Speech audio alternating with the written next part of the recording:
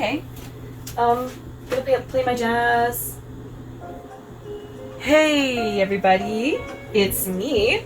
I'm back for a little bit of painting and jazz ASMR. So today I am going to take a suggestion from one of my viewers, and I'm going to paint a sign. It's going to be called Cat O Lantern, and I'm just thinking of kind of improvising. I've got a sort of a little bit of a design in mind, but I really just want to design on the fly, very improvising kind of feeling, sketching beforehand, just fly into it kind of deal and see what happens. And yeah, I'll talk a little bit about that while I start. I'll start in I think a lighter color. And I'll talk a little bit about sketchbooks and how I feel about sketchbooks. A long time ago, I was gifted sketchbooks. People gave them to me and said, "Here you go. This is great. Now you can practice at art." And I started drawing in the sketchbooks. And I found that I really liked a lot of the things that I put into the sketchbooks, but the problem was they were now on a piece of paper that also contained some pretty crappy looking scribbles, and basically artwork that I could have used as being good art was kind of ruined. So I decided that I would just make art right on the canvas and not worry so much about sketchbooks, and not worry so much about imperfections. I mean, some paintings are obviously not going to be as good as others, but I mean, at least I'll have paintings instead of sketchbooks full of stuff that I can't actually use. So I'm just kind of like sketching as I go, and I'm just sort of, keeping in mind that if for some reason I don't like the shapes that come out right away, I can just adjust them later on with paint layers covering over anything I don't like with a layer of white. And yeah. Oh gosh, this might be a bit too big because then I have to fit the word lantern. I forgot about the letter O. Oh no. So right away I'm running into a big roadblock. Let's see how I can do this. I think I might do the letter O a little smaller to make up for it. And just make it a little bit teenier than it might have otherwise been. But it's still an O. And now I'll work in lantern, the word lantern. So I'll go a little bit smaller than I would have.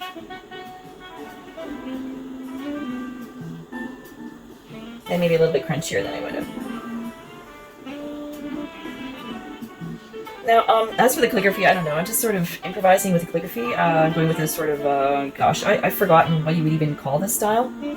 But it's not a Gothic style. My last sign was a Gothic style. This is something more like, heck, I forget.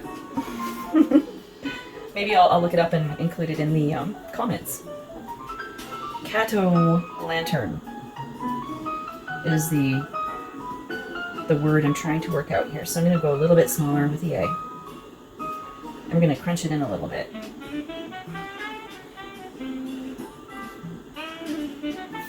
Lin. Let's see, like a little N. And then I think we might be able to fit this. And I'm going to say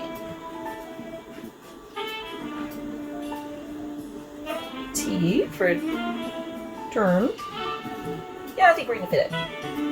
And the E, of course.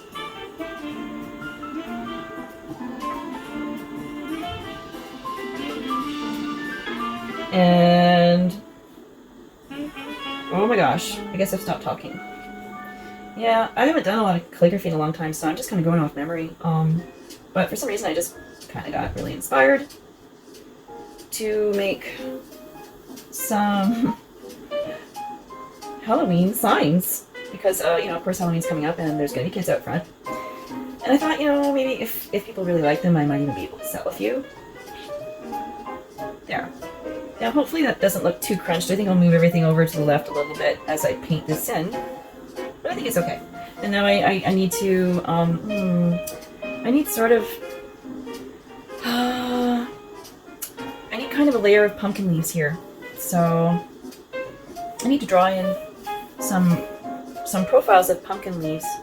Like this is kind of, like these letters are sort of against a pumpkin patch, I think. And then there needs to be a pumpkin here. And then I think maybe a sky with a moon over here and a pumpkin here. And then, no wait, that's too much like my other sign. Okay, so I'll put the pumpkin over here, and I'll put a bit of a landscape behind it with a little bit of a tree, maybe, yeah, a creepy tree.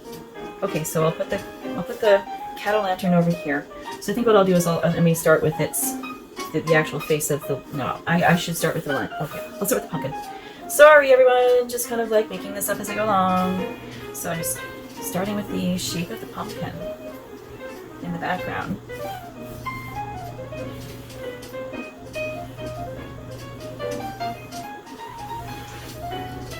So I'll just have to draw the stem right through. And I don't know if this little stem will be broken off or if it's going to join up to a vine. I think I might have it join up to a vine and have actual sort of pumpkin leaves coming out. I think they're kind of shaped like, sort of like, kind of like this. And then there might be one right here that is like a big little pumpkin leaf shape. They look kind of like oak leaves, I noticed. Yeah. And see the ribs of the pumpkin, but the face of the pumpkin needs to be a cat face. So I think what we'll do is we'll just make sort of cat eyes here. Right? One's a little more arched than the other. Oh well. We'll fix that later on. And let's see. I don't know if that's going to be cat-like enough on that side. A little more, yeah. And like this. And then in. Whoa! Okay, so those are cat eyes. And then a little cat nose. Right? And then maybe like a cat-like mouth. That would go... Oh, I think I put some little teeth in here. Like that. Okay. Alright, that's kind of cute. Good enough. So, there's the pumpkin. And I think there will be sort of some more pumpkin leaves down here. Sort of like it's sitting in some, like a little bit of a pumpkin patch. And that'll be really dark green. And, you know, let's try to draw a pumpkin leaf. And some more, what looks like leaves. And there we go. So, yeah, I'll fill that in kind of dark green. And then in behind, I think we're going to have a sort of there's going to be a horizon over here. And there's going to be a sort of a creepy tree here, growing here. You know, with like creepy sort of limbs.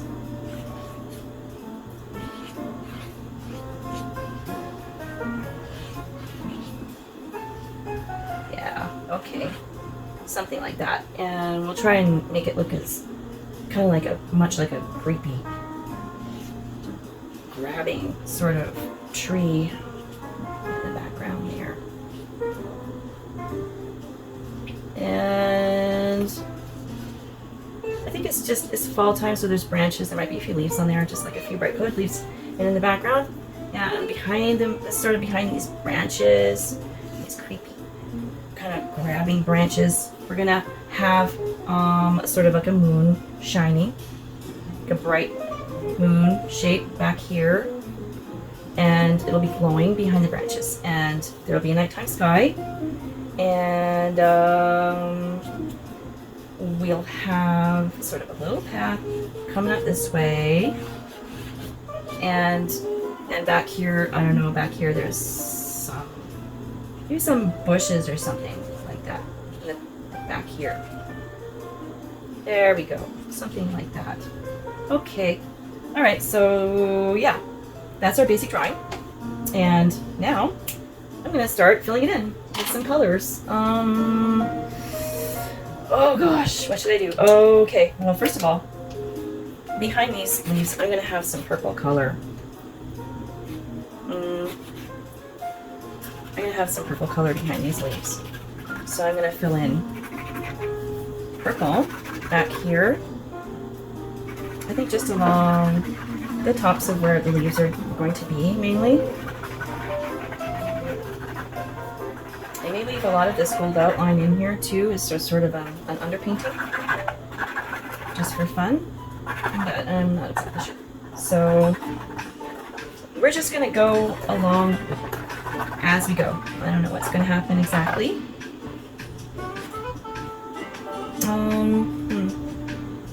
Gosh. So you see now how it happens. It doesn't actually take a whole lot of planning or anything. Like, person just sort of needs to get fed up with feelings of boredom and then finally just go ahead and start making a little bit of something creative, because maybe you just honestly can't take the boredom anymore. What I like to do is I like to paint around the sides of my canvases, and that way when I hang them up on the wall they have a sort of already framed, completed look to them. I don't have to bother with an actual formal frame. I can just seal the painting and I can just hang it right on its stretchers. So that's what I like to do. And you know, you can do whatever you want. I don't know. Everybody's different. So yeah, let's try out some of these neon markers I got. brand new markers. Let's see if we can get a little color flowing out of that. Oh, it's brand new. It's supposed to be a neon orange brand new marker. There we are. Oh, wow. Okay, so we're gonna get a little bit of neon color in the underpainting behind the dark orange of. This is going to be quite dark because it's backlit, and then there's going to be a yellow light coming through here, a bright yellow. So that'll be fun. But back here, in the background behind, you'll see what I mean by underpainting as this painting goes along. So sometimes it's nice to add a few streaks of brighter color before you do the actual painting, and that way this sort of bright color can show through underneath and look. Add a sort of an extra element of vibrancy to the painting. And a lot of people really, really enjoy that, so I'm going to be giving it a try. So I hope everybody hangs out with me, kind of like until, well, that should be green, so until the end of the painting, and that'll be fun. So okay, there's that bright neon marker, very interesting. And maybe I'll try a little bit of the neon, looks like a lemon, behind this one. Whew, gosh, I'm gonna have to try a landscape with these neon colors.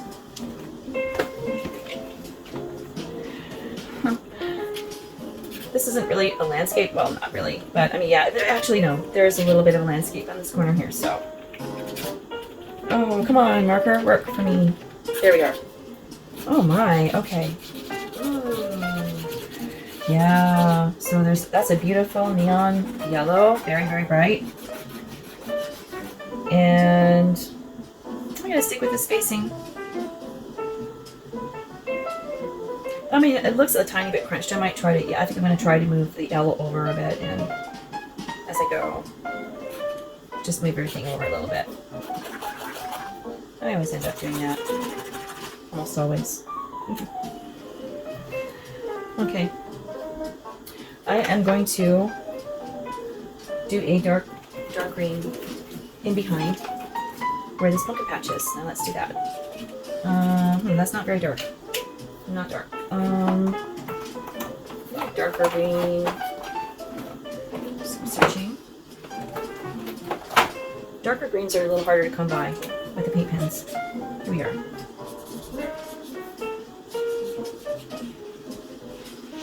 And with this darker pen, I can redraw this word a little more easily to give just a little bit more space to the rest of the heart. You'll see I can just sort of sneak everything over a little bit.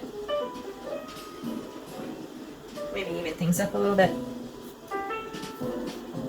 Make a little more sense out of things. Yeah, I'm liking that spacing a lot better. And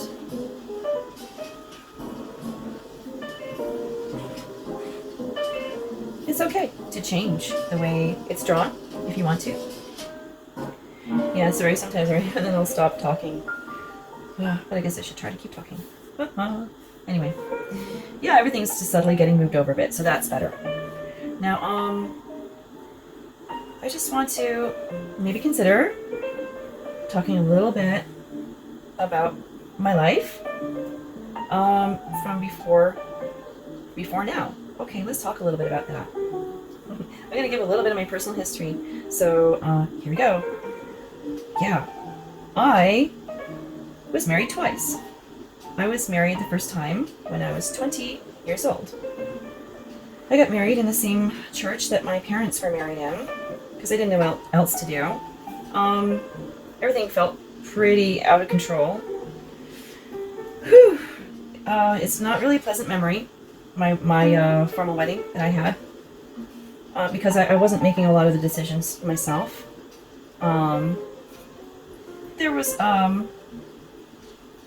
there were a few decisions that were left to me, but mostly things were taken over by the more mature women in my family, namely my mother. And I was kind of railroaded into the marriage very quickly. It was an extremely quick courtship. I was proposed to very, very fast. Within, I think it was 6 or 7 weeks, I was engaged. And the next thing I knew, I was planning a wedding for 6 months after I had met this young man. And I clearly wasn't ready. Some of my relatives tried to talk me out of it, to their credit. Thank you for that, if anyone's listening. But unfortunately, I was pretty young. I didn't know much, and I thought it seemed better than my home environment to be with this young man, because frankly, I wasn't very comfortable or very happy in my home environment, which was pretty abusive. Anyways, I came out of that home environment intact enough to complete art school, and I'm very grateful for that. I did have some financial support in my first year, of art school, but I did also have to get 2 part-time jobs in order to support myself through my first year of college, because all that was paid was my rent. That was it. So I had to pay my tuition, I had to pay everything else, food, transportation, everything. So I got a couple part-time jobs to help pay for that, and I worked my butt off, and somehow I made it through. And near the end of the year, I met this young man, and he, as I said before, he proposed marriage pretty quickly. And well, anyways, it turned out to not be a very happy marriage. It lasted about 4 years. It was a really abusive environment for me, which is, it's difficult for women of my generation. I'm a Gen Xer, so it's hard for me to, admit that I was in a situation like that and unable to get myself out. The women of my generation we were blamed for our situations in life, and we were given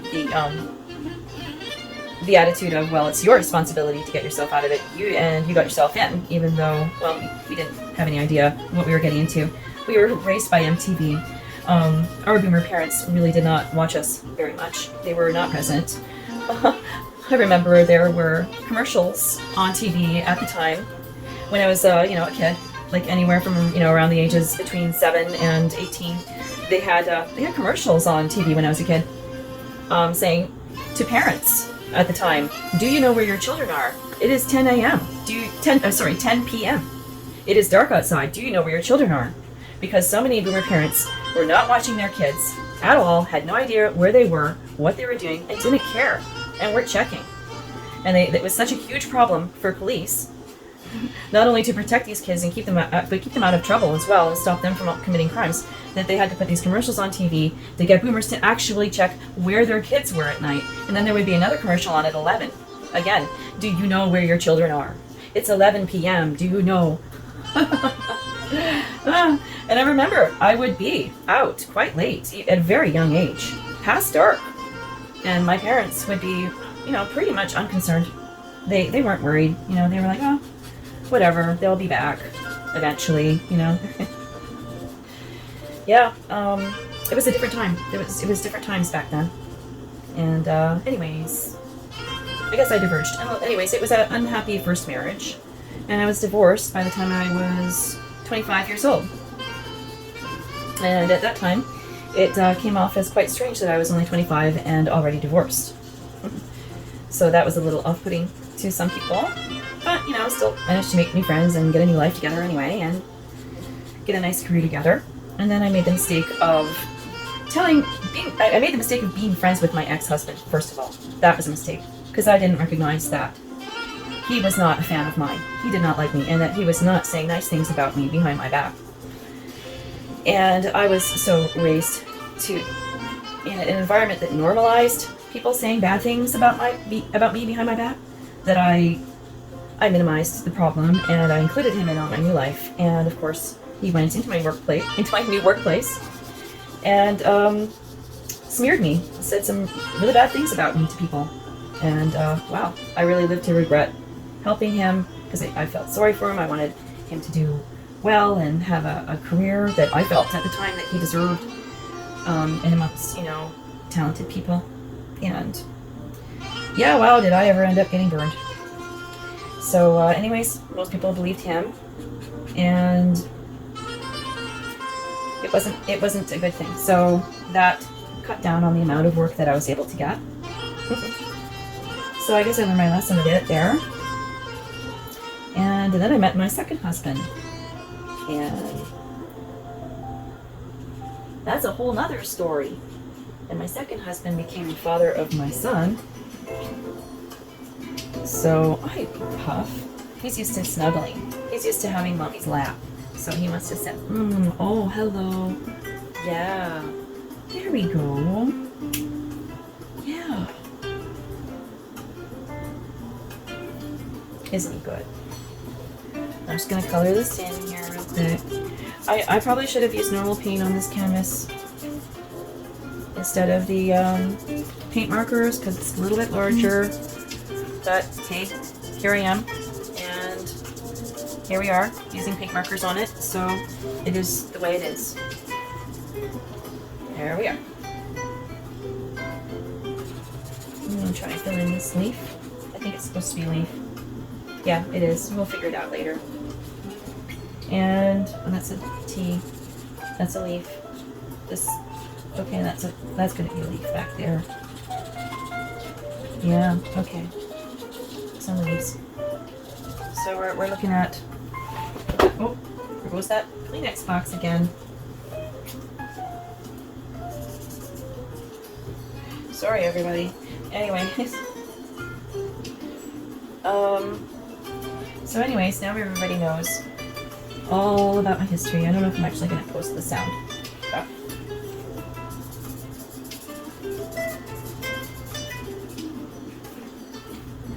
Yeah, I think I might just keep that information private after all, because frankly, I don't know how the public is going to handle the information that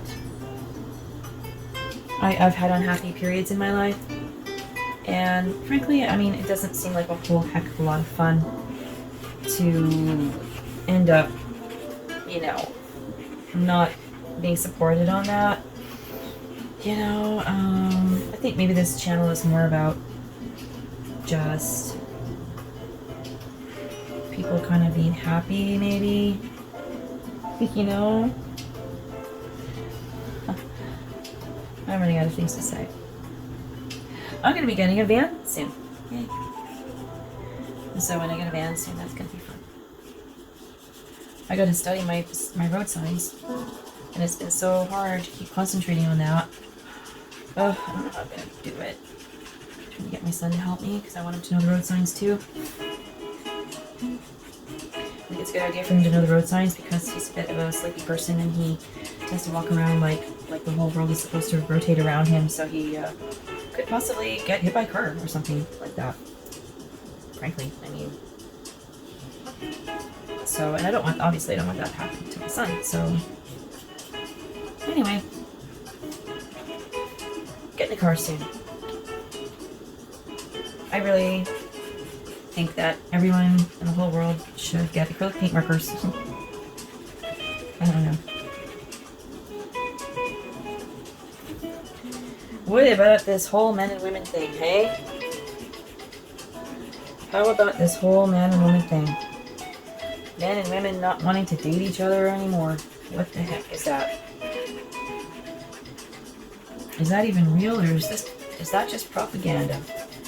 And when we step outside, people are still having relationships, getting married, and all this stuff about people not wanting to be around each other and have kids anymore is just a bunch of stuff.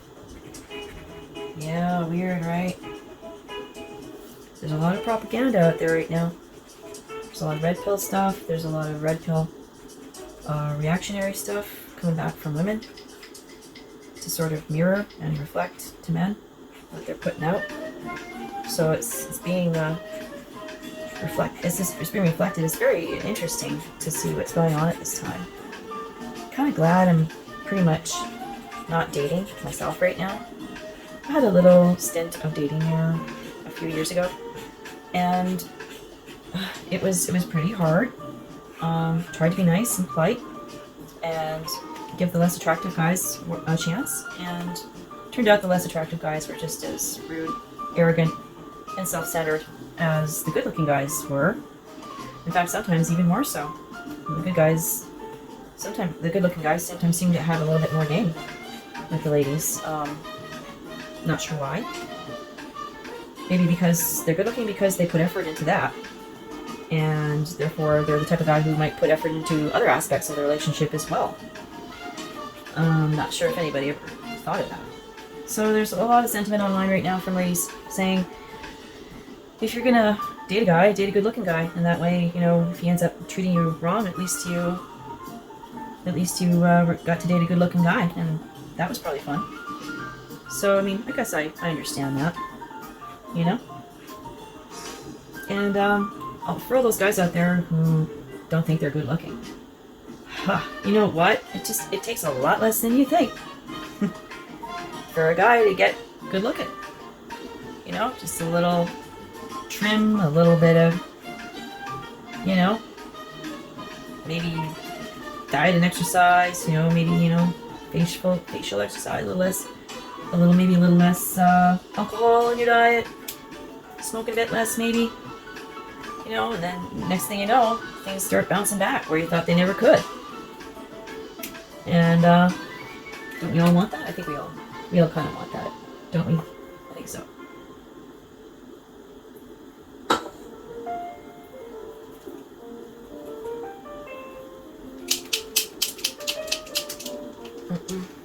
You know, personally, I try to do my best to take good care of myself physically. And that's definitely something that I would recommend to just about anybody, especially people who are over 50 or even 40. It makes an enormous difference at this age to stay active and keep exercising. I have to use a fuzz on my lip. There we go. And you really got to cut back on the sugar at this age. And sometimes I barely eat anything at all. And it really surprises and mystifies me how I don't seem to lose too much weight when I do that. So it's good because sometimes I don't feel like eating much. I really don't. Sometimes I'm just kind of tired of it. I don't know if other people feel that. Maybe it's just a personal thing, but I get literally just kind of fed up with eating, and I need a break. And I guess that it's just maybe instinctual or something, but I end up fasting a little bit. And, you know, sometimes I do lose a little bit too much weight, but I'm pretty good at jumping back on the food at that point. Throwing back a few things that are a little bit more fattening, perhaps. And, I don't know. Dating. Let's get back to dating. You know, you think that you do the diet and exercise and everything for other people because you want to go date and stuff, but it's tough. You know, the dating apps are tough. You know, only a few guys here and there are actually asking you out in person, and you know, it's hard to find a good match when there's just only a few guys here and there asking you out.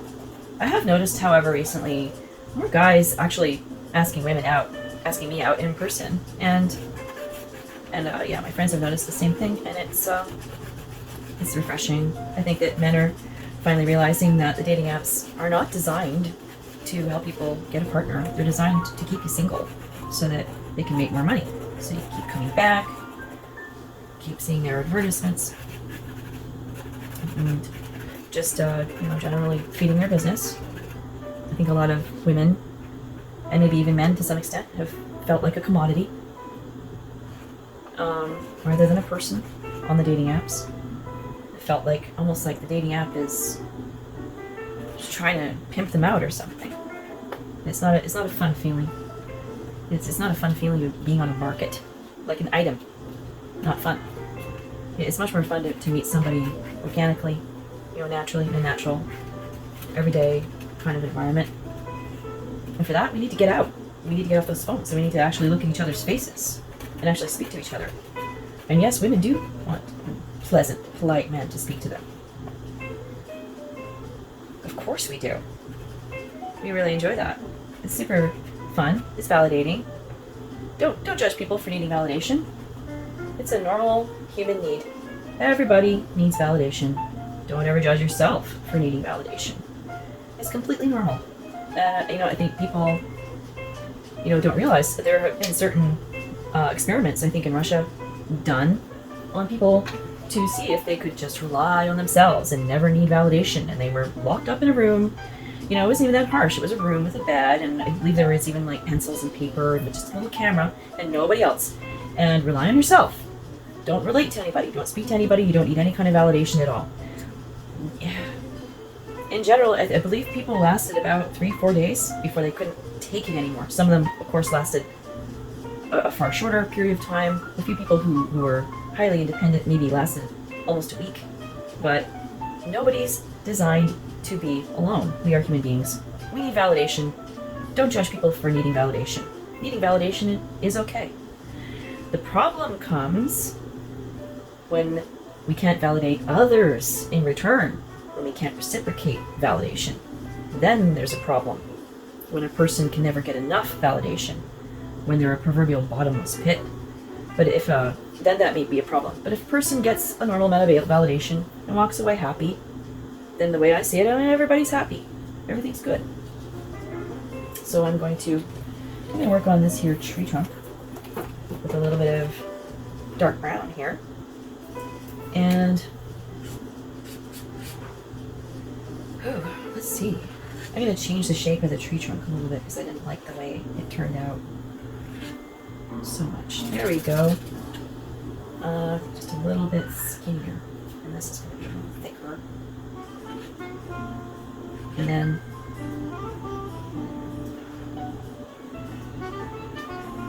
let's figure this out. I think this is going to be a thinner branch than I made it. And then this one would be thicker.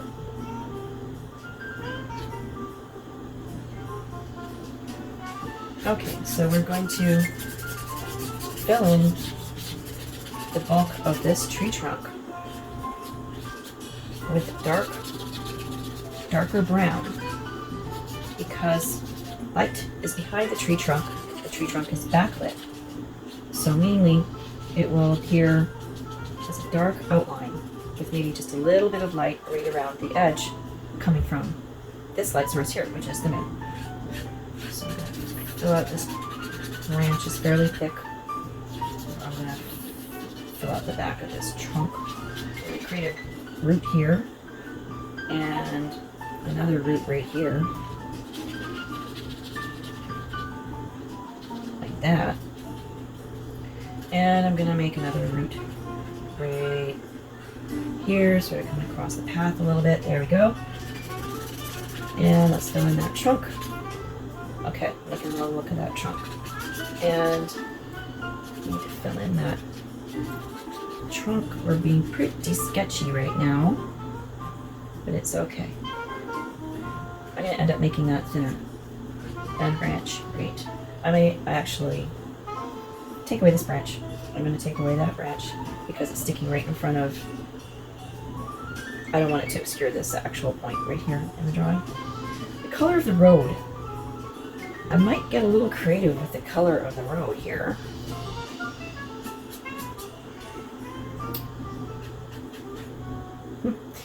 This painting is so definitely Halloween. It's definitely a painting to be out only at Halloween time, I guess. And that's okay. I think that maybe the next few Halloweenish paintings I make maybe more sort of fall themed. And that way, I like this sharp pen. And that way, if just a simple fall themed painting can be left out, you know, closer to Christmas time, past Halloween, and not look awkward because it just has fall colors and it just has, you know, the celebration of the season instead of an actual specific day. Okay, I might have to change those branches later on because I don't know. I got them jumbled up. I got my branches jumbled up. Okay. I'm not always perfect. I'm not always perfect at these branches. So I might have to change them. But they're supposed to look kind of creepy and kind of grabby. There we go. Okay. Something like that. Alright. Good enough for now. I'm gonna fill in that root. I'm gonna darken this up a little bit here. Right now. And there. Okay. That's pretty good. And I'm also going to use this brown at the back of the stem. Of this stem. Use it back here. Back here. I might end up using it in here. I'm not sure yet. Okay. Now. Getting a little hot. Need my cool pen. There we go.